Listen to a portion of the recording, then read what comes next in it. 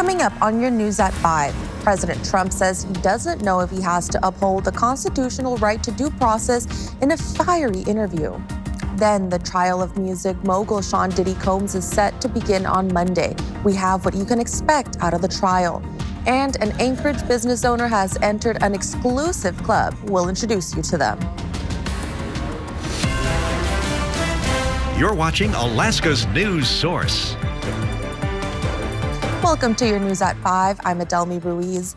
President Donald Trump suggested he doesn't know if he would have to uphold the U.S. Constitution as president in regards to deportations. During an exchange on NBC's Meet the Press, Kristen Welker asked President Trump if citizens and non-citizens deserve due process. The president initially responding, quote, "I don't know, I'm not a lawyer. I don't know," end quote. He also blamed the courts for thwarting his deportation efforts. We have thousands of people that are some murderers and some drug dealers and some of the worst people on earth, some of the worst, most dangerous people on earth. And I was elected to get them the hell out of here, and the courts are holding me from doing it. But even given those numbers that you're talking about, don't you need to uphold the Constitution of the United States as president? I don't know. I have to respond by saying again, I have brilliant lawyers that work for me, and they are going to obviously follow what the Supreme Court said.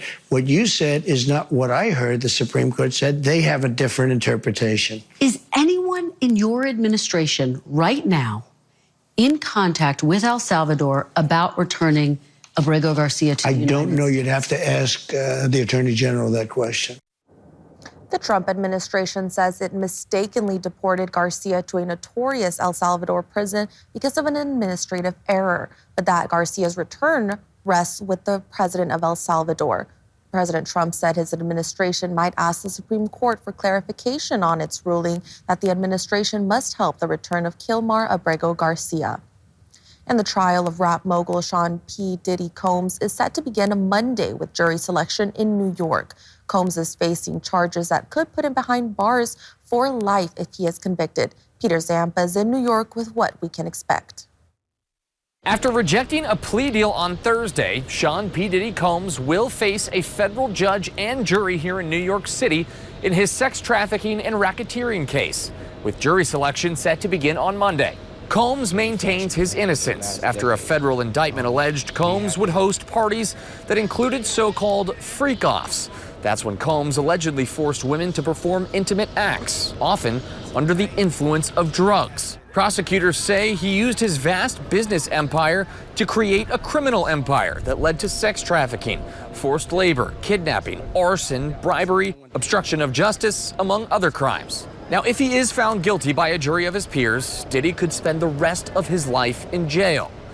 Jury selection in high-profile cases can take a bit longer as both sides try to find impartial jurors who feel they can judge the music mogul fairly. Now, opening arguments in this case are slated to begin on May 12th. This trial could last around 8 weeks, which will include testimony from several high-profile witnesses.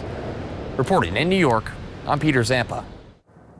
Well, we had some lovely weekend weather, but things are about to take a windy turn. Let's head over to the Weather Center for a first look at the forecast with Christina Campbell. Christina? Yes, Adelmi, we had a wonderful weekend, but we do have some winds and wet weather that are headed our way. And the usual areas, the hillside and Turnagain Arm, Portage, are likely to get the worst of the winds. It's possible. We don't have a warning out, but there is a watch in a weather advisory in effect.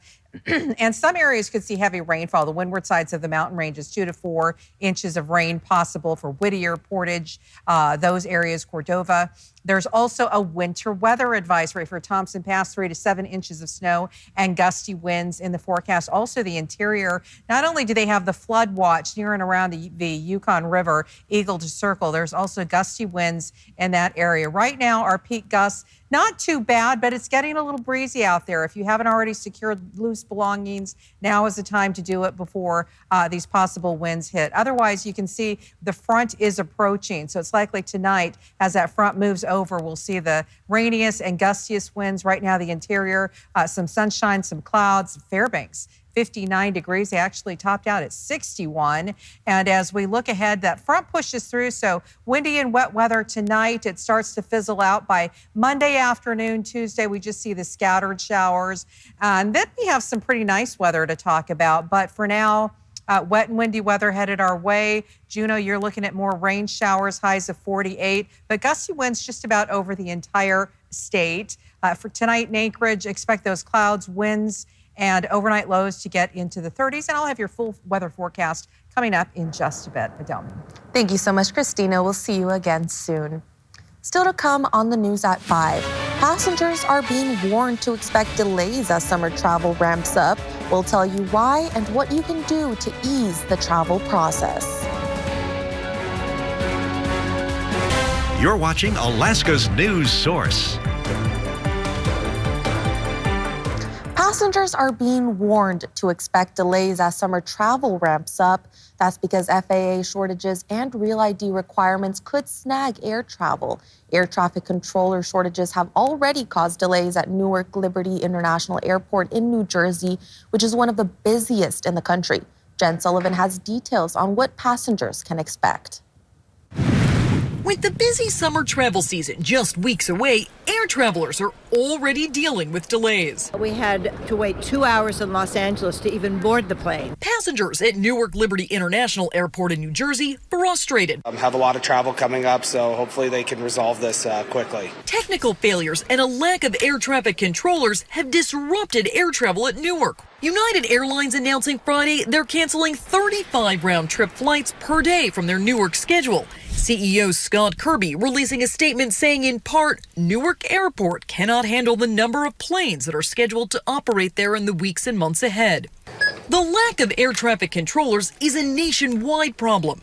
Transportation Secretary Sean Duffy saying this week the air traffic control stations across the U.S. are short by about 3,000 controllers. They've been offering higher salaries and bonuses as an incentive, but the hiring and training can still take months. It's our job to actually see over the horizon what the issues are and fix it before there is an incident that we will seriously regret it. These issues come just days ahead of the federal government enforcing Real ID requirements. Come May 7th, all passengers flying domestically will now need a special driver's license or ID that in most states has a star in the right corner. If they don't, they'll need to bring their passport or other approved documents to fly.